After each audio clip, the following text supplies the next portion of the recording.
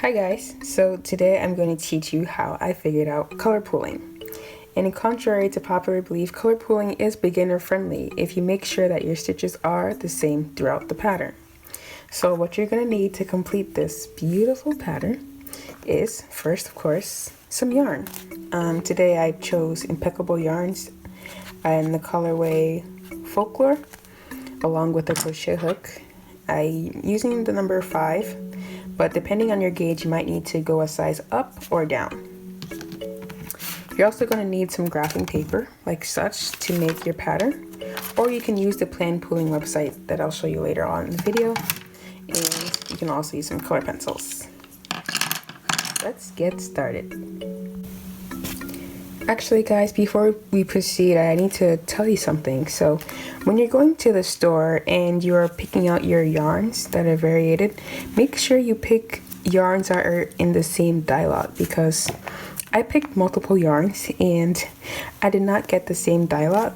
And what you can see is when you pull out your yarn to look at the colors, here, let me move this stuff out the way, like such.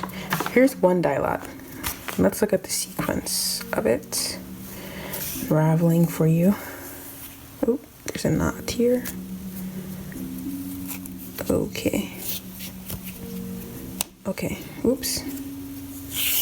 All right, so look how long the colors are. So this is the first color, it's purple, brown, yellow, green, blue, some more brown, and then there's a short red.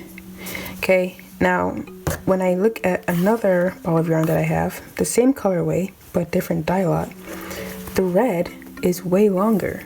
This will affect your design that you have, because the longer your color is, the more stitches of that color it will be. So just be cautious of what you're doing and make sure you have the same dye lots. If you don't care about the pattern too much, I think you can get away with having different dye lots, just making sure that your stitches are consistent throughout.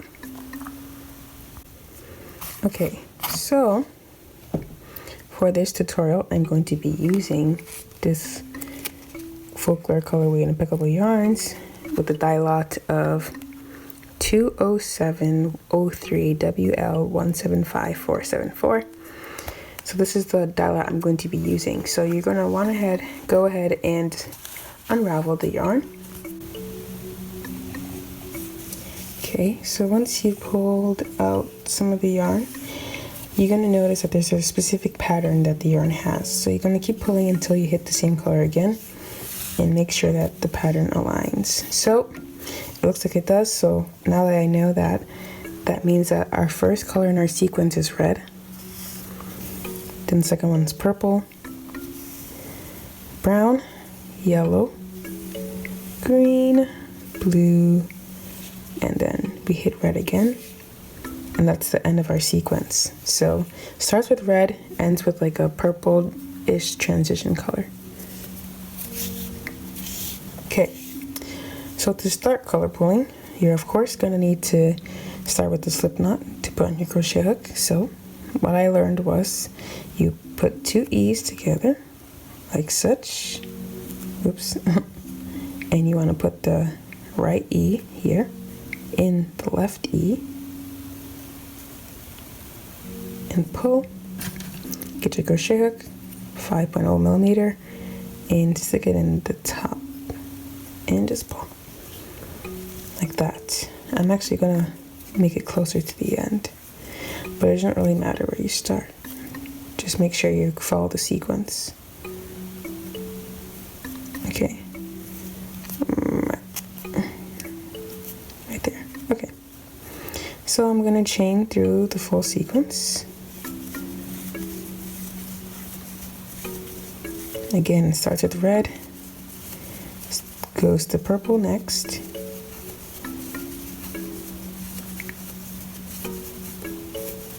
We're hitting brown, yellow,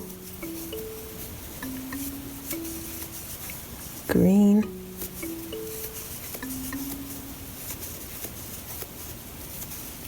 blue,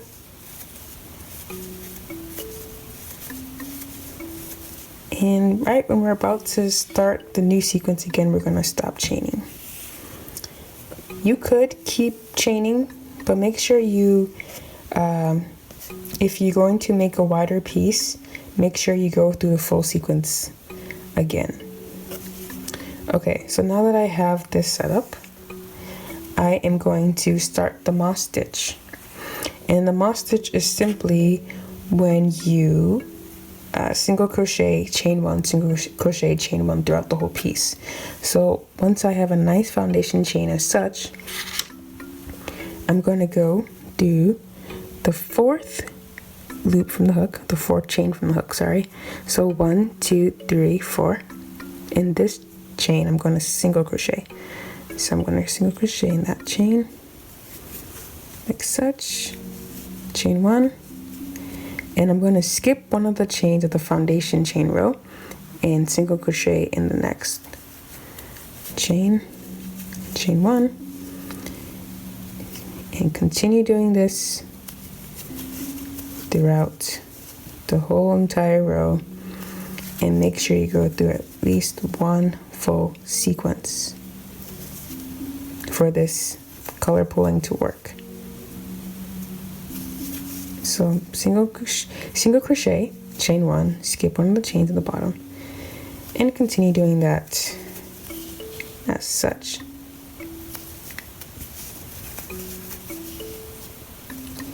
Let's see.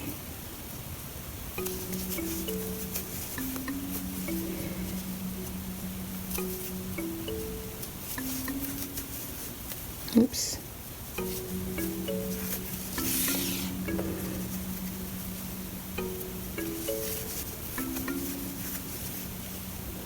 Single crochet, chain 1, skip 1, single crochet in the next.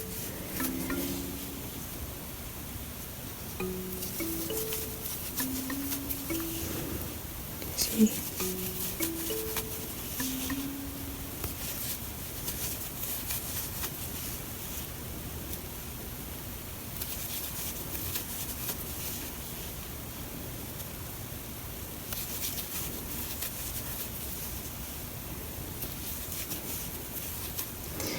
Okay, so we're about to start another sequence, so I stop my single crochet, and this is the important part, so I'm just going to put my hook down. So once we've established our first row of single crochet, we have to take into consideration the number of stitches per color. So the first stitch is a maroon, and there's only one of that color, and then we go into red and we count as 1, 2, 3, 4, and see how there's half red, half purple. Generally we try to make sure the stitches don't have a half and half, but for the sake of the tutorial I'm just going to keep going with it. So I'm just going to count these 4 as reds and the rest purples. So 1, 2, 3, 4 purple, 1 brown, 3 yellows, 2 greens, and 3 blues. So once you have all the numbers for each of the colors, you're going to record it and go to the plan pooling website if you want to plan out how the pattern will look. Or you can have an option of going to your graph paper and just plotting out how you want to start. But I'm going to show you how to use the plan pooling website to get the same pattern if you want to go for a paperless route. So once you get to the plan pooling website, you're going to be prompted with something similar to this. I already went ahead and plugged in my information. That's why there's so many different colors here, as well as numbers that correspond. So in this column, I put all the colors in my sequence, starting with the first single chain of my row. And then I accounted for the number of single chains that color was in my swatch. So after I did that, I added a number likewise, and I got 18, so I put 18 here. And so now you will be prompted with something that looks like this. And the magic is where everything changes. So the whole point of color pooling is to offset your stitch, if that makes sense. So right now the stitches are even, so they're just layering on top of each other. But what I'm going to do is add 1 stitch, and watch this. This is what I want. So now that I have this, I can use this chart to plot my colors and to plot the pattern and to give me an estimate of what's going to happen in my swatch. So once you're satisfied with how your pattern looks, you can go ahead and stick with that, take a screenshot or something, but I'm going to stick with 19 stitches in a row, and I'm going to stick with this pattern. Once you've adjusted the diagram to your liking, you're going to need to take a screenshot. So I did that already, and if you look at them, the diagrams compared to close to each other, you're going to notice that actually I ended up flipping the diagram. So this is what it looks like originally, but I flipped it around because I think the way that the website produces the image is upside down. I'm not really sure why that is, but just make sure you flip it upside down and then you see where the pattern starts. So if you remember, I started off with the maroon, then went down to 4 reds, 4 purples, 1 brown, 3 yellows, 2 greens, 3 blues, and then that's where the pattern would have ended if we didn't offset the stitch. But because I offset the stitch, that's why we started again with the maroon. So it goes from right to left, then left to right, and you continue to read the pattern. So with this, you're going to see that row 2 starts with 4 of the reds, and that continues on to 4 of the purples and 1 brown, 3 yellows, 2 greens, 3 blues, 1 red. There is where your first offset is. Instead of having 4 all together, there's 1 down here and 3 up here. But what you notice is that all the colors have consistent numbers corresponding to them. So you're never going to have 5 reds. If you have 5 reds, then you have to go a size up in your hook because your gauge might be off. But then if you have 3 reds, same thing. You have to adjust your hook size to get the required amount of stitches because you need to make sure they're consistent for this pattern to work. So once your foundation row of single crochet matches your diagram, depending on whether you decided to add a stitch or decrease stitches, you are going to want to start the second row. So based off of my diagram, I'm first going to chain 2. Always going to chain 2 when you're starting a new row, and you're going to get ready to continue the moss stitch. Like I said earlier, the moss stitch is simply when you single crochet, and here we're single crocheting into the chain 1 space. So let me show you again. So we're going to single crochet in the chain 1 space after chaining 2 to start the row, and then we're going to chain 1, single crochet into the second chain 1 space, chain 1. And continue this pattern of single crocheting in the chain 1 spaces and then chaining 1. Making sure that your stitches are consistent with the diagram. So I have 4 reds, that's good. So right now I'm going to expect to get 4 purples as well.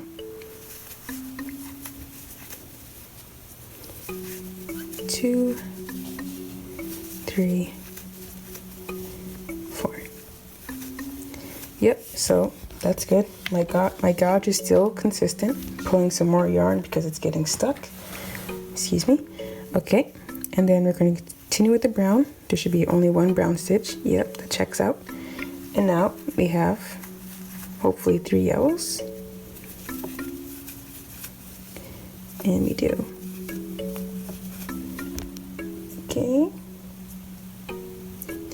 So let me just see, everything's looking good so far.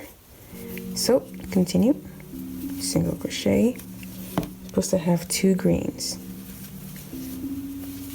Yep, that works.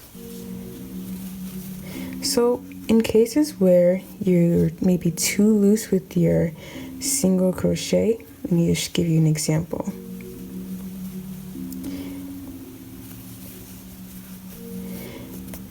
I was supposed to have 3 blues, but because I was too loose, now I only have 2 blues. So what you have to do is frog your crochet and go back. That might happen quite a few times during your process of color pooling, but you'll get used to it.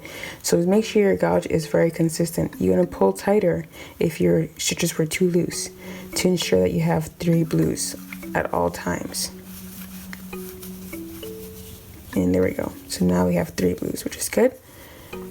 We're getting close to the end. And when you get to the end, you're gonna, after chaining 1, you're gonna single crochet into the chain 2 space that we started with earlier. So it's gonna go in there, single crochet. Great. So now we're going to start our 3rd row, and we need to have 3 reds. So chain 2, flip over. We should have 3 on this side. 2, 3. Yep, we do. That's good. Then there's 4 of the purples.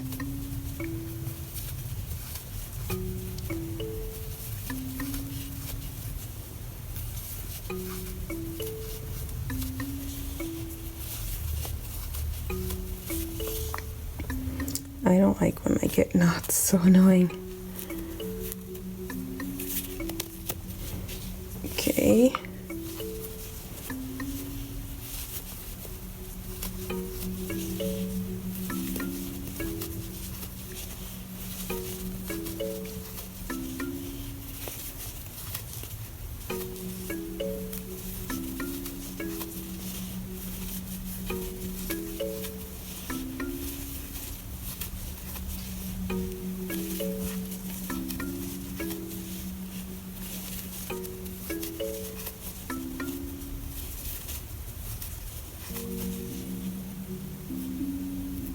Get to the end. Okay, so you're going to continue making sure that everything is aligned. So I just started my 3rd row, so I'm just going to make sure I have all the colors I'm supposed to have in the same amount of stitches. So I have 4 reds, that's good. Then I have 4 purples. 1, 2, 3, yep, 4. 1 brown. Then I have 3 yellows. This is like an off yellow. 2 greens, 3 blues, 1 purple, and then I should have 4 reds. 1, 2, 3. Okay. So my 4th row is going to have the last red in that sequence. So I'm just going to go ahead and start my 4th row. But as you can see, guys, this stitch is very simple as long as you're consistent. You have to make sure that each of your colors are going to correspond to the number that you've recorded before. And I think that the color pooling website that I'm going to also link in my description box is very helpful in visualizing the pattern you're going to end up with.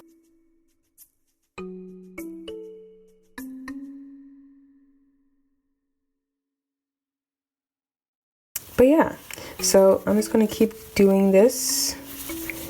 Hopefully you guys get the hang of it. I think I just messed up a stitch. So there's 2 reds. 1, 2, 3, 4. Okay, 1 brown. Perfect, perfect. So yeah, keep checking, making sure you're consistent, because it's very easy to get carried away. You have to make sure you got this concept at all times. But yeah, I'm just gonna keep going for some more rows. But hopefully you get the hang of it. If this video helped you, go ahead and give it a thumbs up. I really think this is very simple if you just get the hang of it. Really utilize that plan pooling website. It's really like amazing. It's very simple to use too, so go ahead. Go through the chain 2. Oh my gosh, having trouble today. Gee. There we go. There we go. The struggle. Okay, so I have 1, 2, 3 reds. So that means my next row will have only 1 red to begin with. There we go. Should have 4 purples.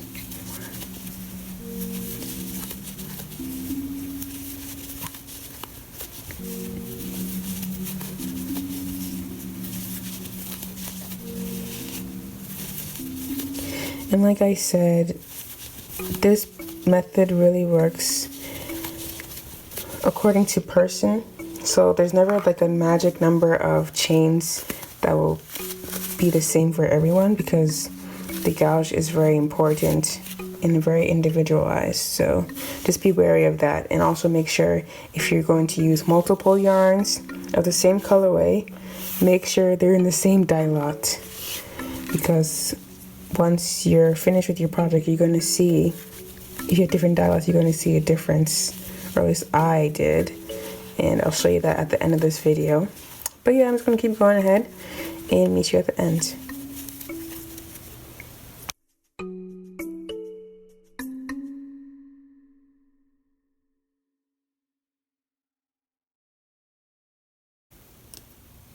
Okay guys, so I finished a couple rows.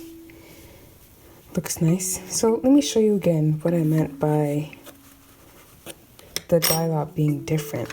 So earlier I showed you this piece, and if you look closely,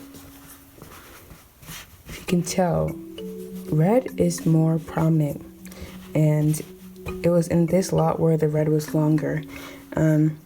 Just look at the comparison actually. You can see closer up. The blue on this piece seems to be more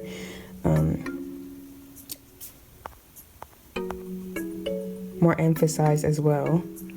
So this piece definitely looks like brighter to me, but I don't know if you guys can see a difference. Maybe it's just me, I'm not sure. Maybe I'm just tripping.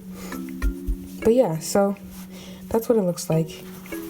And let's see, if I compare the two, this pattern is a bit different. That's because there's a different dye lot, but I think I also used a different hook as well. I forgot what size I used, but I think it was either 5.5 or a 4.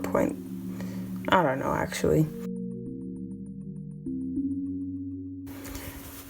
Look at it again. Blue and yellow seem to be like the major crisscross, whereas red and blue seem to be more major colors in this piece. But yeah, I hope this tutorial was somewhat helpful and put you in the right direction. Really make use of that plan pulling website. But if you would like to see more tutorials like this, let me know. This was fun to do. Very easy to work with once you get the consistent colors and consistent number of stitches.